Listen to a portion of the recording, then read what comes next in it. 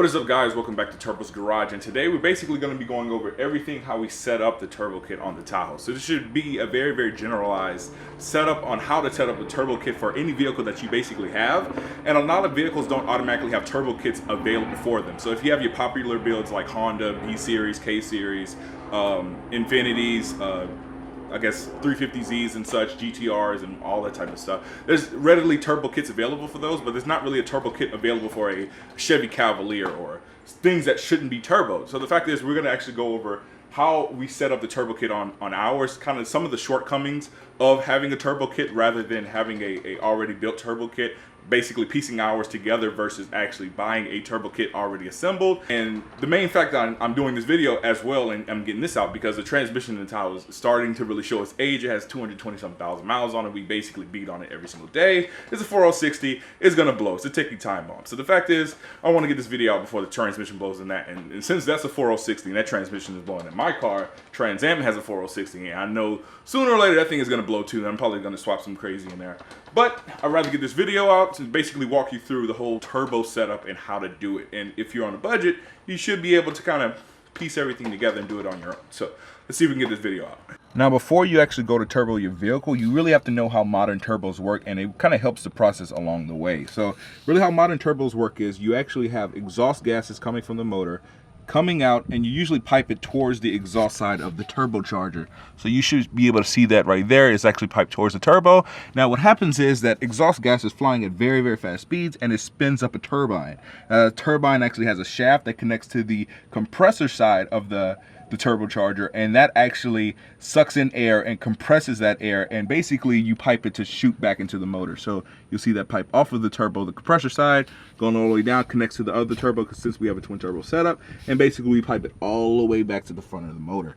So basically that's kind of the whole magic of turbos, and it's really very simple on how they work, but they're very powerful in nature. Now, the size of the turbo that you actually want to go with has a lot to actually deal with how big your engine is. So if you're running a 4-cylinder engine, most of the time you really want to start in the high 50s to low 60s millimeter range of your inducer side on your compressor, on the compressor side of the turbo. That's really going to be the size that you really want to stick with. It really kind of depends on if you have a built motor already or if you're turboing a stock motor. Most of these applications you're going to be turboing a stock motor. So the fact is, you want it with a 4-cylinder, you're going to be looking at around high 50s to really low 60s. Most V6s you can really get into the mid 60s range, and most V8s you really want to actually have around a 70 millimeter turbo. Now the main reason why bigger engines need a bigger turbo is because you have to actually feed that engine a lot of air. So you need a turbo that can supply that air to that actual engine. Now we're running a twin turbo setup, so these are actually twin 60 millimeter turbos, but the fact is usually smaller turbos spool up quicker than bigger turbos. So usually you see bigger engines that have bigger turbos, they usually have a lot of lag, or you'll hear the term turbo lag, or it just takes a lot of time for those turbos to spool before they actually start to make power. Now a twin turbo setup actually can get around that fairly well, because you have two smaller turbos that actually spool up, but you basically have twice the amount of volume of air that's actually going into the engine. So let's say this one puts out 150 CFM. I mean, this is just a random number I'm putting out my ass. Let's say this one puts out 150 CFM. This one puts out 150 CFM. That's combined 300 CFM. So the fact is, if I was to go with a big 70 mil turbo that may put out 200, I can actually outdo that turbo with a twin setup. Now, twin setups are more expensive and way more fabrication, but it really kind of depends on your application. But that's really going to be how the turbo size kind of affects the motor in a sense. Now, just slapping a turbo kit onto your engine doesn't automatically mean your engine is ready to really make boost. The fact is, you're going to actually need bigger injectors for the motor, and the reason you need that is since you're forcing more air into the motor, since you're actually compressing air and forcing more air down there, you have to burn more fuel in proportion to that air. So the fact is, your stock injectors 99% of the time won't cut it. So when you see people online, let's say build turbo kits, and they just run the stock injectors, and they'll use, let's say, FMUs and this and that. Sometimes these FMUs work, but the best thing to actually do is to get bigger injectors and tune it properly. There's injector calculators online that actually show you how big of an injector that you actually need to run on your application. If it's a 4-cylinder, 6-cylinder, 8-cylinder, how much power you're actually looking to make. They actually show you really the pound per hour or cc injector that you actually need for your application. Now you're also going to be wanting to have the ability to change the timing on the motor as well. And that's, you're really going to have change the timing in relative to how many PSI of boost you're actually making.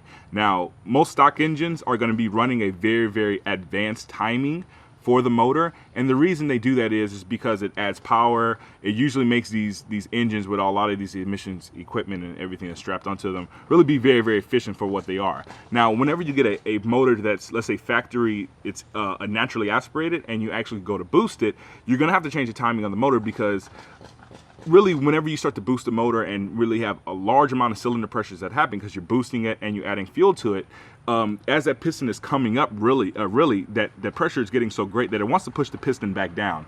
So the fact is, if you don't really retard the timing until it's very, very close to the top dead center of the motor, what actually happens is you start to really incur a lot of problems. You blow head gaskets, you crack pistons, and it just goes downhill from there. So you're gonna need the ability to change the timing on the motor. Now, really with engines, you can buy different ECUs for it. You can buy modified ECUs like Mega Squirt.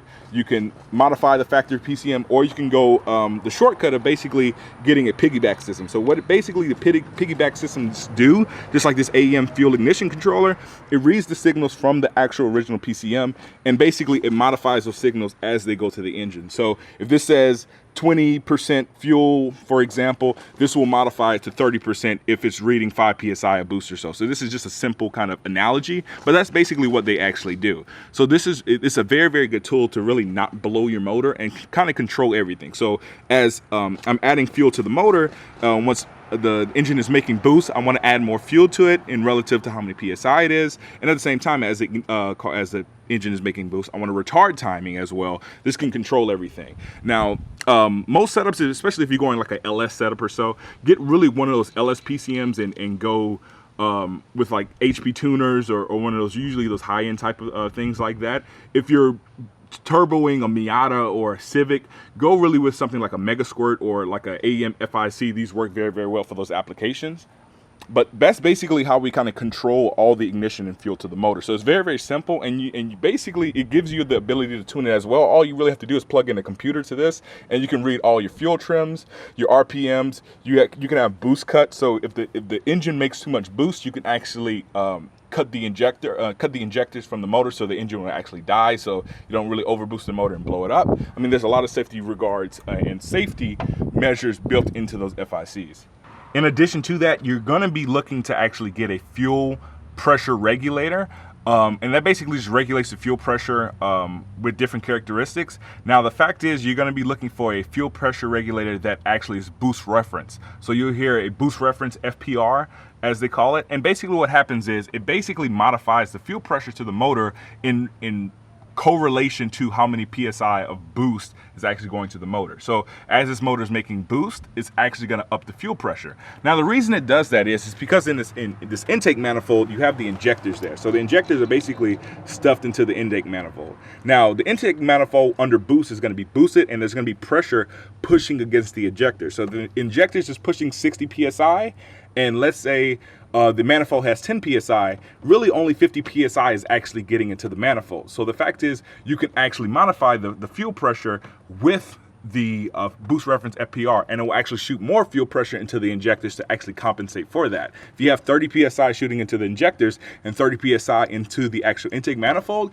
you're actually not getting any fuel into the actual intake manifold, because the pressures are canceling themselves out. Pressure versus pressure, that's basically what it is. So FPR is a very, very good investment to really not blow your motor and really to keep everything in check. Also, as cheap safety insurance for this motor, we went with MLS head gaskets, or multi-layer steel head gaskets. And that's basically a gasket that goes between the head and the block itself. So as the cylinder pressures are very, very high on the boosted motors, you're not going to blow out your head gaskets basically very, very often, if not ever. And the fact is, we went with ARP head studs. So the fact is, it's going to hold that head to the block itself. So you really won't have those cylinder pressures pushing the head off, then blowing the head gasket, and all those problems that happen with that. So as a very, very good safety insurance measure to really actually invest in. So really don't just go to boost a stock motor without taking the heads off and actually getting some MLS head gaskets and some ARP head studs. Now, to monitor basically what's going on in the engine, you're really going to need a boost gauge. That's really going to be a very, very big necessity. You really don't want to guess, hey, I think I'm making 5 pounds, and you're really making 40, and you're blowing everything up. So the fact is, you're going to have to need a boost gauge for the engine, so you get to monitor how much PSI you're making, and also an air fuel ratio gauge. So it's basically showing you how lean or rich the actual fuel to air mixture is. So if you're making a boost, for example, and you're not supplying enough fuel to that, you're going to be running lean and you have the risk of blowing the motor. In the same way, even towards the rich side, if you're actually running boost and making it too rich, you can actually mess up some of the pistons and wash the pistons. So there's a lot of different things. You really want to have a target AFR, especially with boosted setups, around 11.0 of AFR ratio. That's usually going to be a target AFR for most boosted setups. The turbo setup on the Tahoe is basically very, very simple. Basically, you have exhaust coming out of the motor on both sides, going to under the vehicle. From there, they actually feed right into the turbos themselves. You can see that. I don't know if you can see that. Yeah, they feed basically right into the turbos. You can see that exhaust pipe actually going to the turbo here. You can see the same thing, exhaust pipe going to the turbo. That spins up that turbine in there, which actually compresses the compressor side. That makes boost. We actually have internally wastegated turbos, so basically we don't need any external wastegates.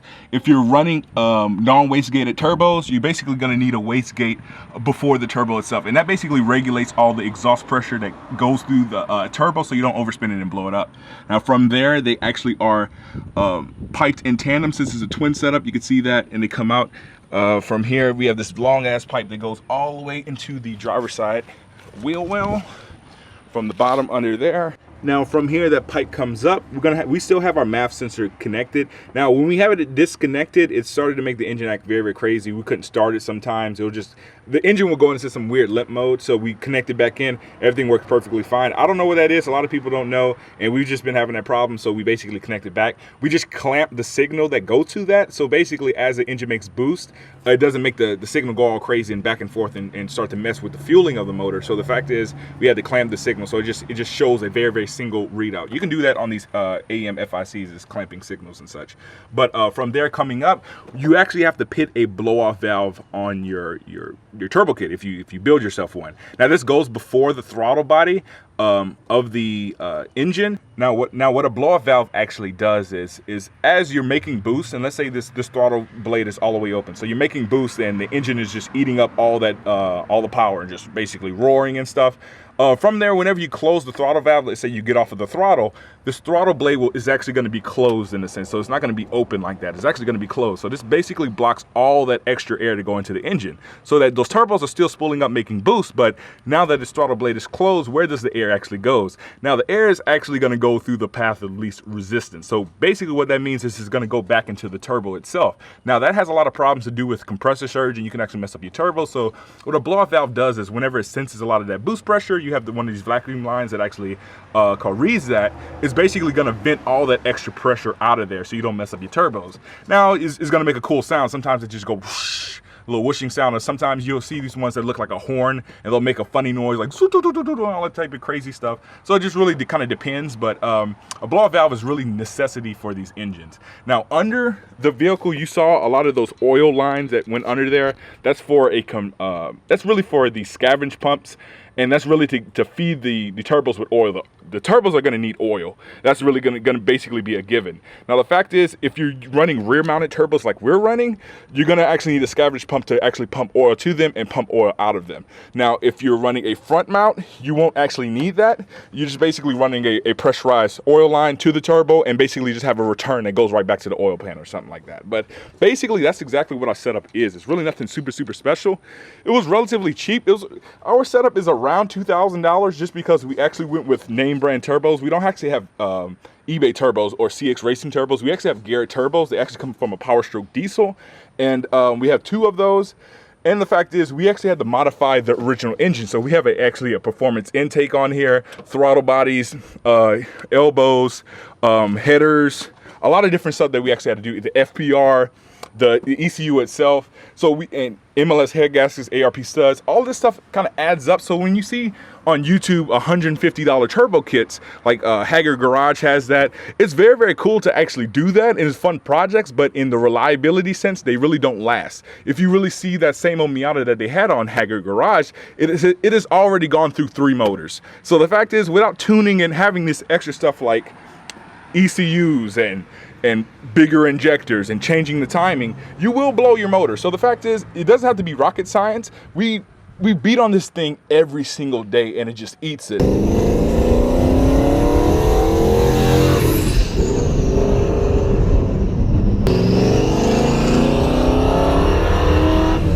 Transmission doesn't like it, but this thing does. So the fact is, I mean, we kind of set up this vehicle very, very right, and it's really not hard at all. And that's basically how our turbo kit is set up. It's nothing fancy.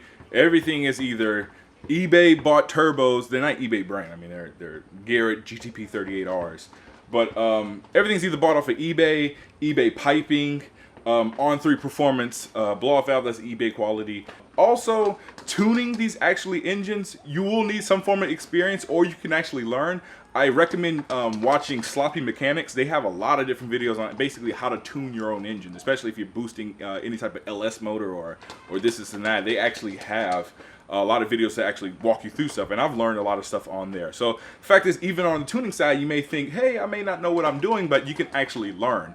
You don't really want to learn on that. You really want to see how to do things, then go from there, start slow, make it run pig rich, retard the timing like crazy, and then back your way down into a good happy medium. Having a dyno really works very, very well. We really need to go get that thing on the dyno and really try to get the thing basically very, very dialed in, and really kind of see what the power that the vehicle actually makes right now.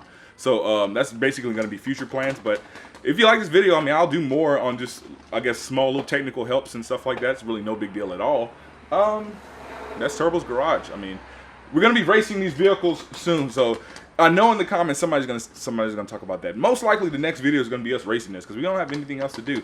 We spend all our money to basically do stuff, and YouTube doesn't pay us. Actually, I made like $100 off of YouTube, so I mean, does that pay for everything? Not really, but Turbo's Garage.